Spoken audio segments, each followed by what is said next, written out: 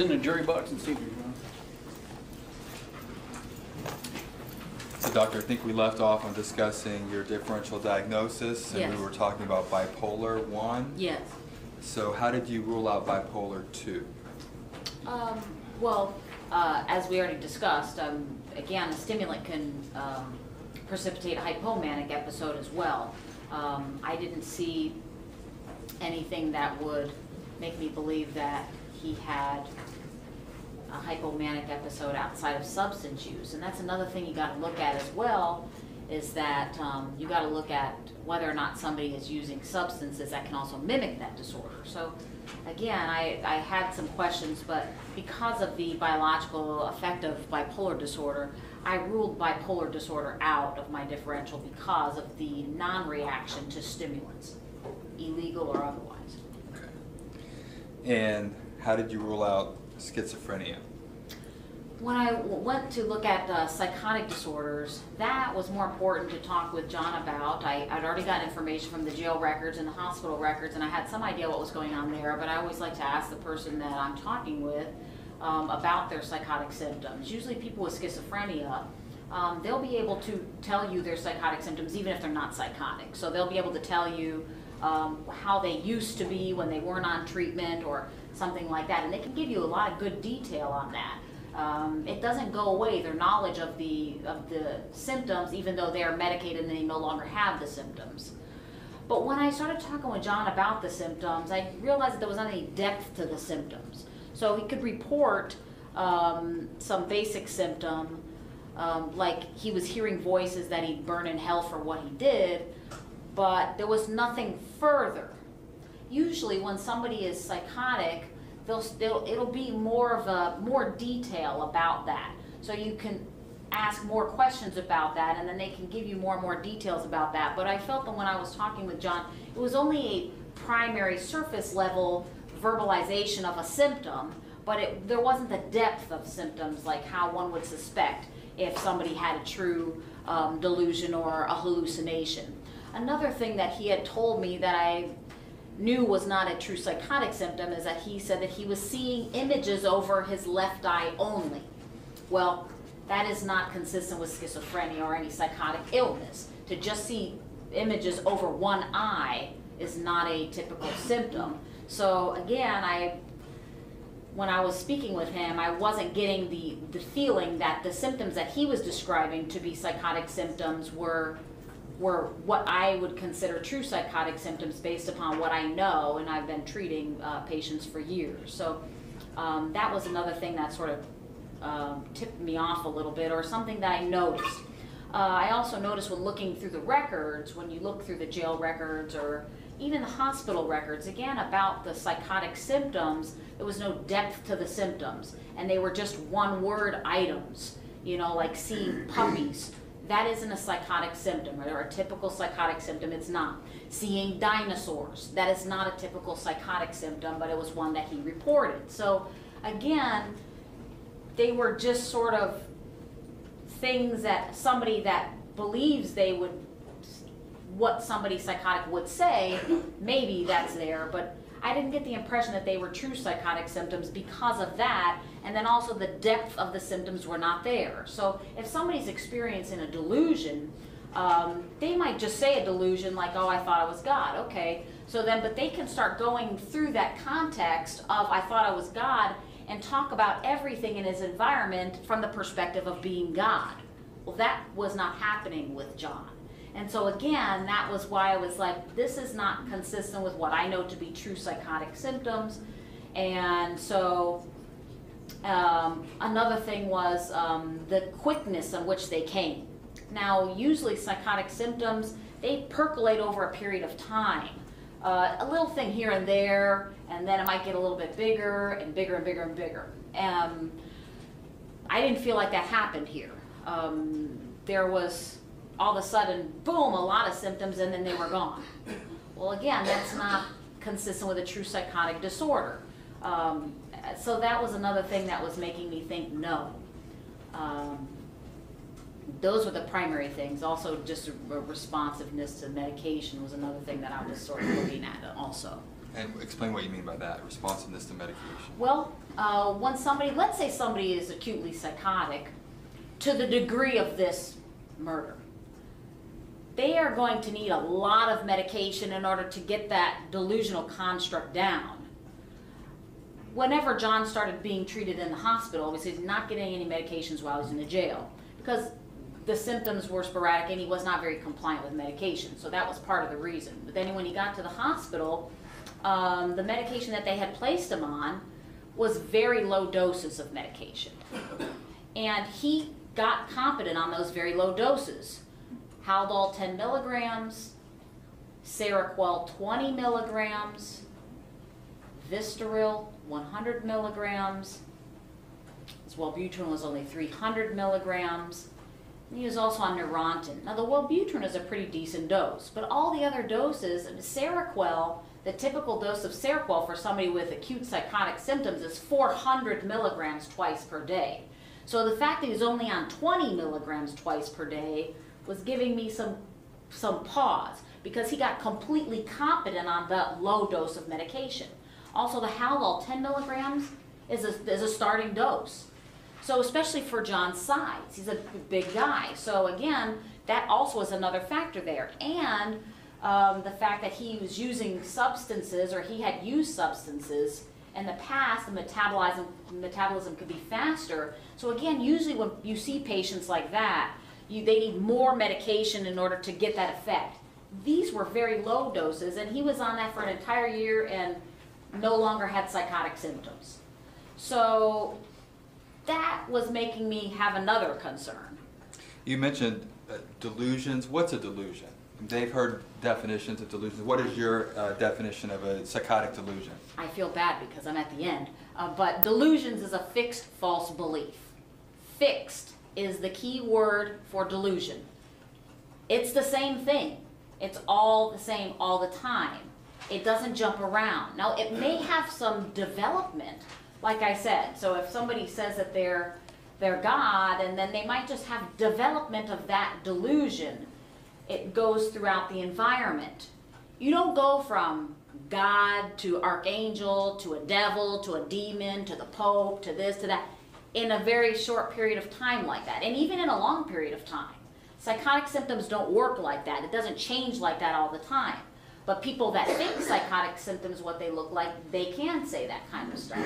So again, that was another thing to me, as far as delusional construct, it wasn't detailed, it wasn't in depth, and it continued to change. And it even changed, when I had listened to Attorney Torres's, her testimony here, it changed within the conversation. So, you're God. Okay, if you're not, then I am. Whoa, I mean, that's a pretty quick change like that. So again, that is not consistent with what we know to be true psychotic delusions. So for all of those different reasons, I ruled out psychotic symptoms as any diagnosis. I ruled the diagnosis of a psychotic illness out because of all those different things. Can you give an example to the jury of what would be a true psychotic delusion? A true psychotic delusion, a minimum story, a patient that believes if they sold their soul to the devil that they could get this girl. They get this girl, their girlfriend and boyfriend, yada, yada, yada. 2 weeks later, he sees her kissing another person at a party. Now what? He then, my patient, cut his penis off. Objection, relevance?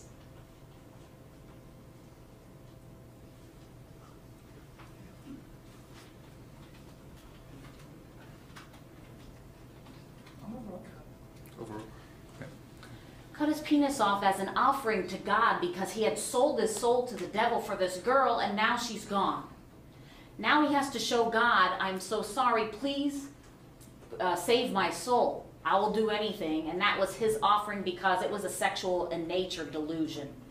So that is, and the delusion continued over time. I treated him for an extended period of time. And this is a case study that I had written up. But that is a psychotic delusion with a lot of depth. This was over a large period of time, and it was the same thing, but it got deeper and deeper and deeper. And then when it didn't work, you could see that how he still was in the delusion, but then, you know, he continued to be within the delusion and did a serious thing in response to a delusion. When someone is experiencing a true psychotic delusion, do they follow that delusion? Yes, typically. Now, not always, because people that have schizophrenia, sometimes they sort of know it's a delusion by now. They know, particularly if they're medicated, they know, and they sort of fight with it in their mind. The delusions that people most follow are the delusion of God or some big being like that. But when I'd asked John, that was another thing, when I'd asked John about the voices that he heard at that time, he couldn't tell me who it was. And that's another thing that goes against schizophrenia, because they'll tell you who it was. They'll tell you the voice was God that told me to do this. But he could not tell me that. Could not tell me male or female, could not tell me that descriptor. So that was another thing for me that went against it. In your differential diagnosis, did you rule out schizoaffective disorder? Yes, well, schizoaffective disorder is sort of a combination of bipolar disorder and schizophrenia. So if you don't meet the criteria for schizophrenia, you're not going to meet the criteria for schizoaffective disorder. So that's why I ruled that out. Did you rule out psychosis not otherwise specified? Yes, because he didn't have the psychosis to even have the not otherwise specified. In your opinion, does the defendant have a brain illness? Well, I don't really know what the terminology of a brain illness is. Are we talking about just an organic brain syndrome? Did you watch Dr. Mayer's testimony? Yes. He made reference to a brain illness. Does the defendant have an organic brain illness? No. He doesn't have any positive CT, not positive MRI, no EEG findings, so, and no actual findings clinically. You know, when you're looking at that, you want to look and see if you see something clinically. Is somebody, you know, have a speech impairment, or have somebody had a major accident where they have been injured to cause that kind of thing, or were they exposed to something, you know, in utero that could make them have some kind of an organic brain problem. In this case, there was not any of that.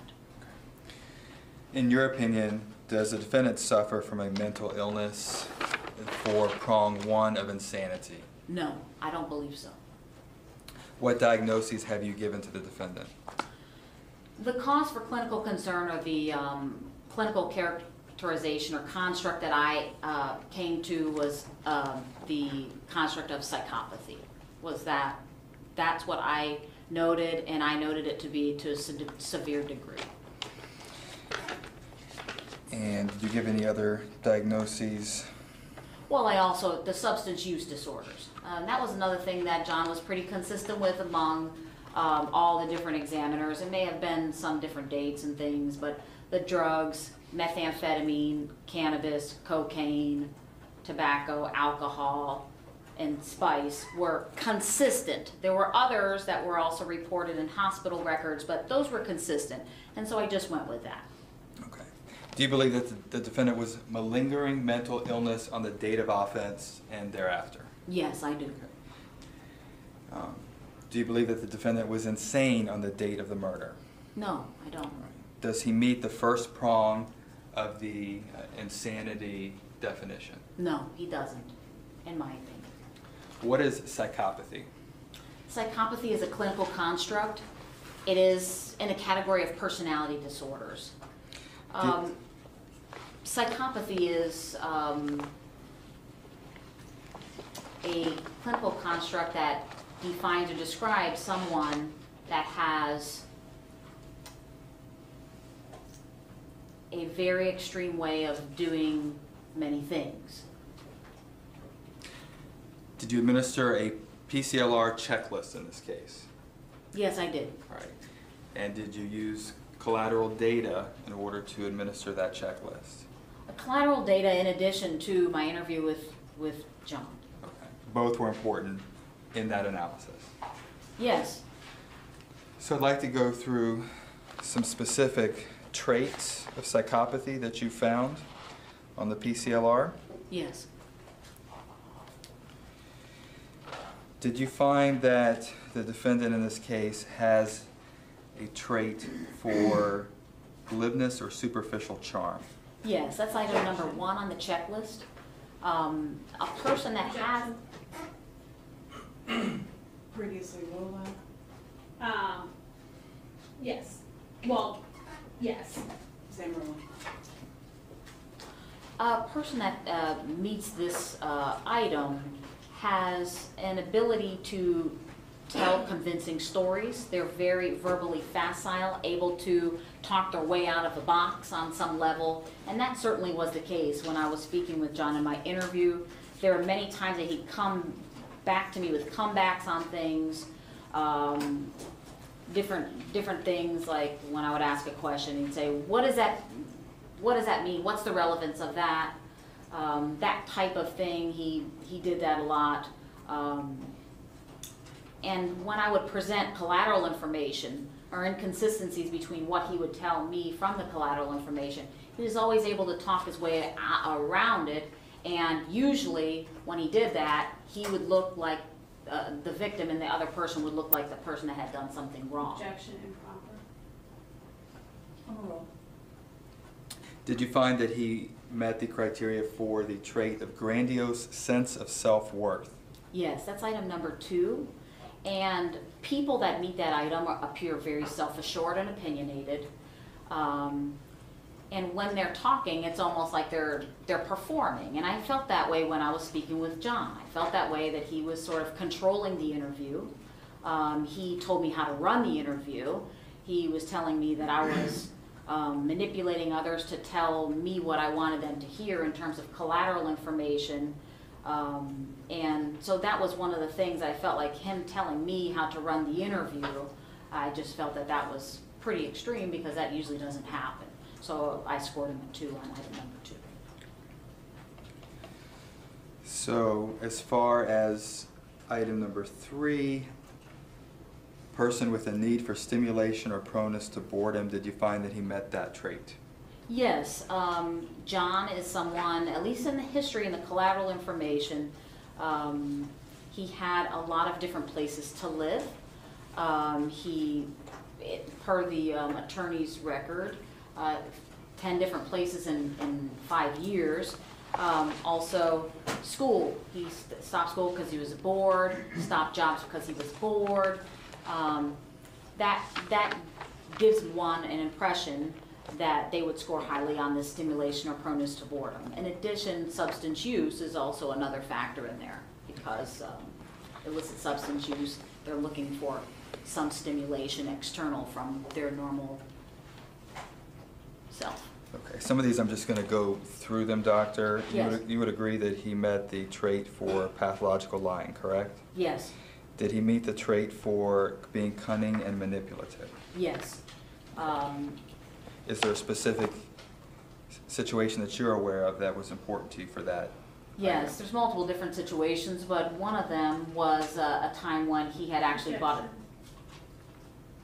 Well, As previously noted, and here's the, same ruling. Where he bought a specialized printer in order to make checks. objection may be approved. Yes.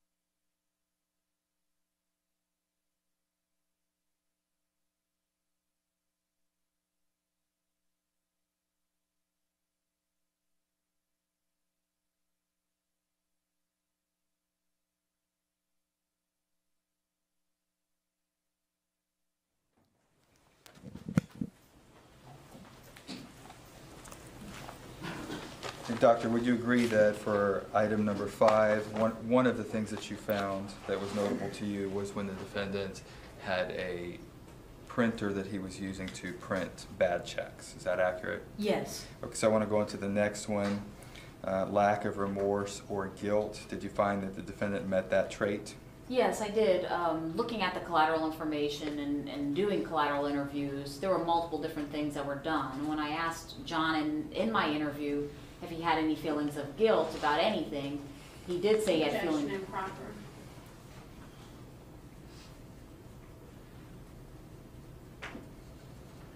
Sustain. Could we approach another issue?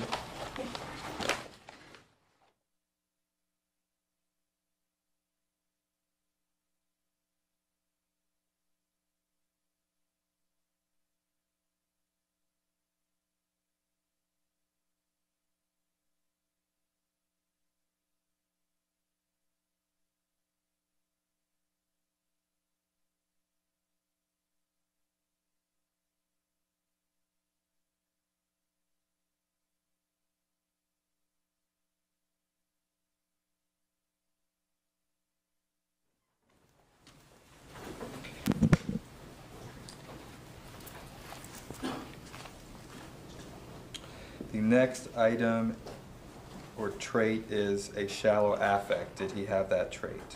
Yes. I noted that in a couple different areas. I noted that in my interview when we were talking about this murder, there was not very much expression there. I also noted that in the interrogation interview that he didn't have any real expression when having gone through a very significant thing. Regardless of what the origin of that was, there was no expression of any amount on his face. You found that he has the trait for callousness or lack of empathy, correct? Yes. You also found that he has the trait for parasitic lifestyle. Is that accurate? Yes. And you found that he has the trait for poor behavioral controls. Is that correct? Yes, it is.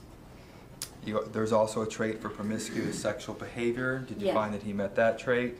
Yes, I did. Let me ask you about the next one after that. Yes. Did you find that he had met the trait for early behavioral problems? Yes. One of the reasons that he presented for treatment was because he had very explosive anger, explosive, out of the range of normal for just a temper tantrum for a child. And so that was indicative of additional problems. And there was also, in his school records, there are some disciplinary reports in there as well. Okay. There's also an item for lacking realistic or long-term goals. Yes. Did he meet that trait? Yes, he did. There was a couple times, I mean, John had started stuff that could have been something like hair school or being a paralegal, but then he never followed through with it, or even college, never really followed through. So he had an idea, a broad, possibly grandiose idea, and then it just never materialized. There's also a trait for impulsivity. Is that Yes. accurate? Yes. Did he meet that trait? He did, because he'd break off relationships, quit jobs, change plans suddenly, and move from place to place with nothing more than a whim, and just not informing anybody, and would just be here or there, and nobody really knew where he was from time to time. So that meets that criteria for impulsivity. Okay. There's also criteria for irresponsibility, right? Yes. And did he meet that as well? Yes, and one of the items I noted on that was just the letter from Social Security Disability that he had in his pocket when he was apprehended, that he did not have any rational or reasonable explanation for the funds that Phoebe was getting, where they went. Okay. And there's also a trait for failure to accept responsibility for their own actions. You would agree that he met that trait as well, correct? Yes, I do. Do we approach, Your Honor? Yes.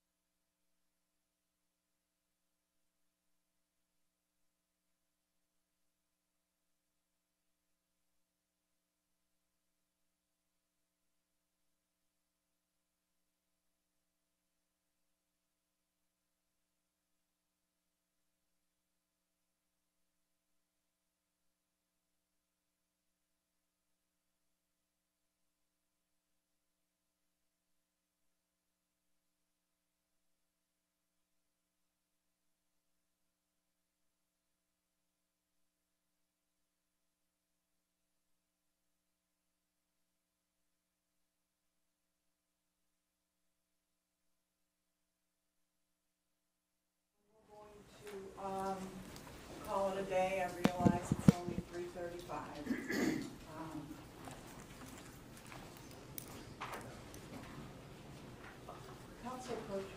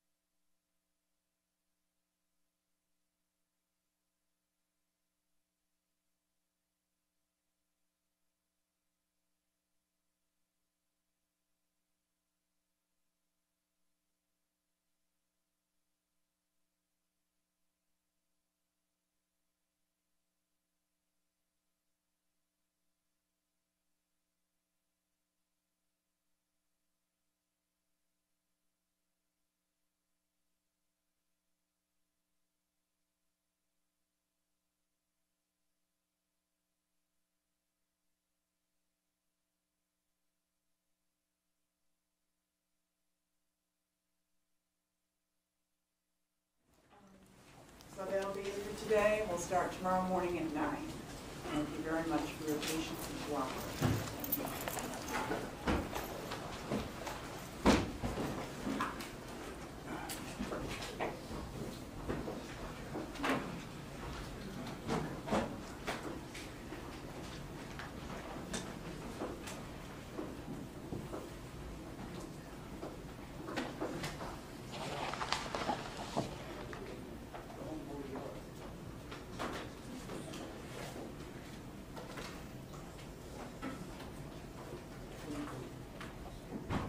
Dr. Mazzaro, for you to go? Yes, Your Honor. Okay, thank you for today, Dr. Mazzaro. Are we going to start again at 9 tomorrow?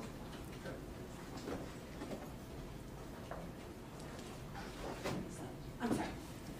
Can we further do a quick judge? Yeah.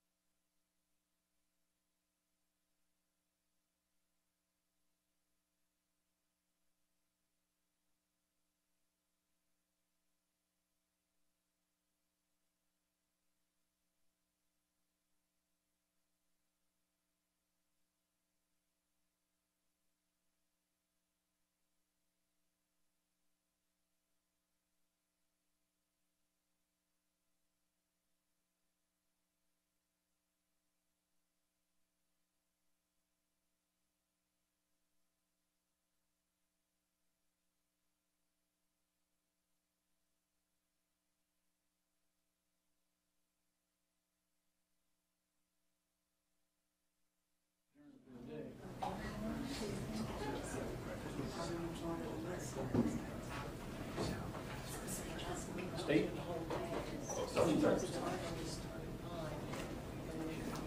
No, this, no late meeting, not gonna happen. Okay.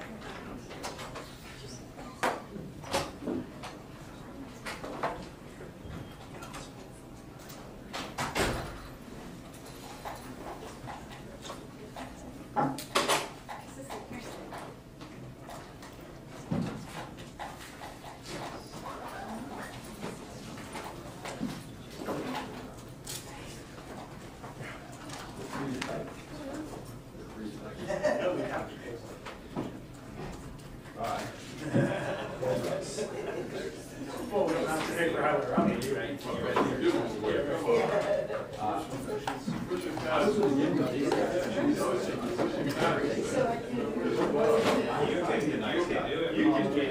I was trying to be nice.